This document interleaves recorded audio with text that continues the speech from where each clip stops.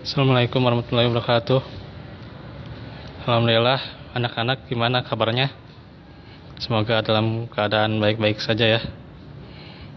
Hari ini Bapak mau menyampaikan seputar sejarah turunnya Al-Quran ya.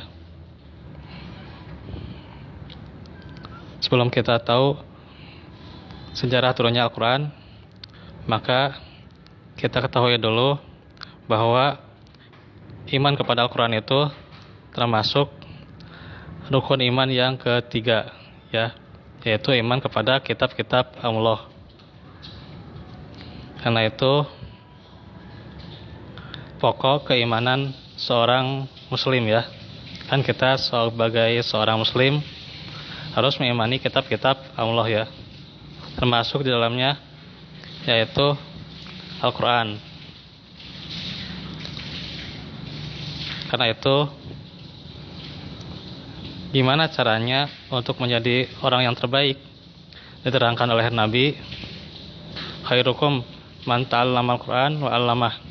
Sebaik-baik di antara kalian itu yang belajar Al-Quran dan mengajarkannya.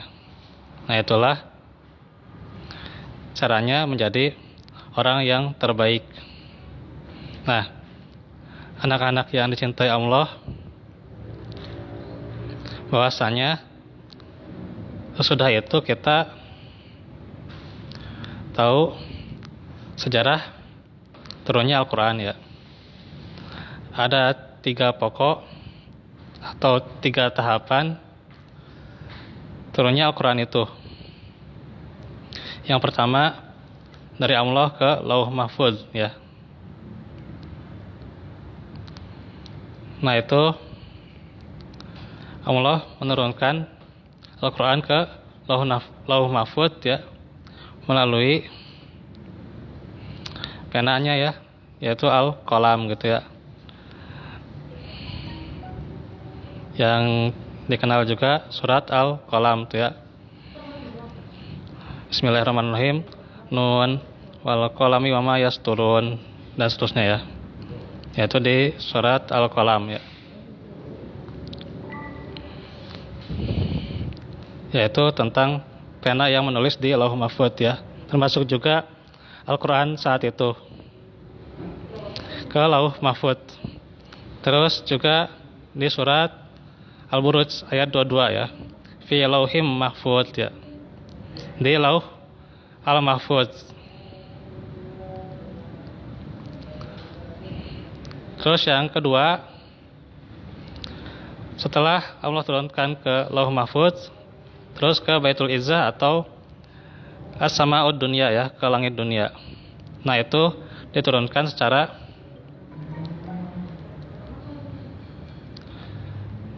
sekaligus ya gitu. Secara sekaligus, dan suratnya itu di surat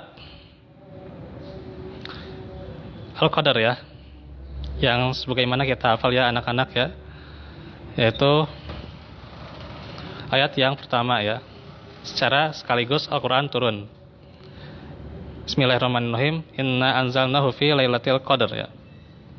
Sesungguhnya kami yang menurunkannya, maksudnya Al-Quran secara sekaligus di Lailatul Qadar ya.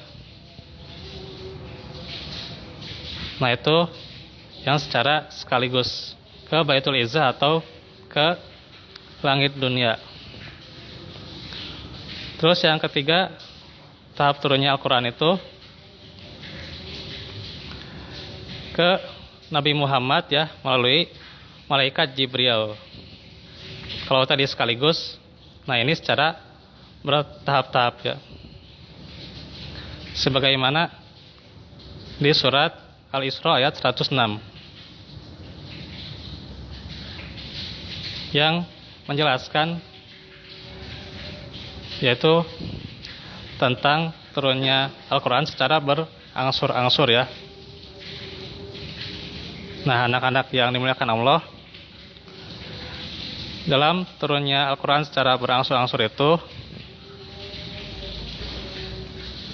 juga dijelaskan bagaimana tahapannya, yaitu periode Mekah ya, yang kurang lebihnya dari 610 Masehi sampai 622 Masehi ya. Dan disebut juga ayat-ayatnya yaitu ayat-ayat Makkiyah gitu. Ayat-ayat yang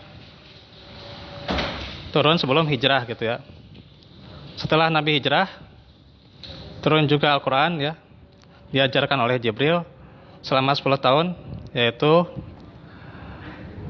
tahun 622 Masehi sampai 632 Masehi, yang juga disebut ayat-ayatnya yaitu ayat-ayat Madaniyah ya, yang turun setelah hijrah. Maka rampung ya dari yang awal turun di Mekah, yaitu surat Al-Alaq, dan di akhir turun di Madinah, yaitu kalau yang ayat yang terakhir surat Al-Maidah ayat 3 gitu ya.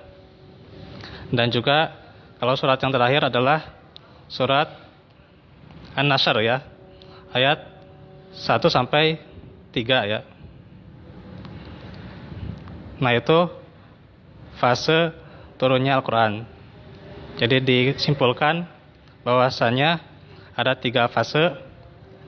Yang pertama adalah fase dari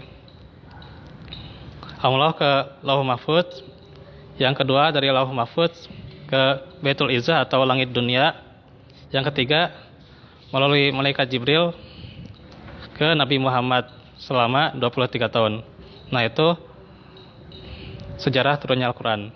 Semoga bermanfaat dan juga Allah terus mudahkan kita dalam menunaikan ibadah-ibadah di bulan Ramadan dan bisa menyempurnakannya terus sampai akhir Ramadan, dan juga bisa menjadi pribadi yang dicintai oleh Allah Subhanahu wa taala. Segitu saja ya anak-anak pada kesempatan hari ini. Wa'alafu minkum. Rabbana atina fid dunya hasanah wa fil akhirati hasanah wa qina adzabannar. Wassalamualaikum warahmatullahi wabarakatuh.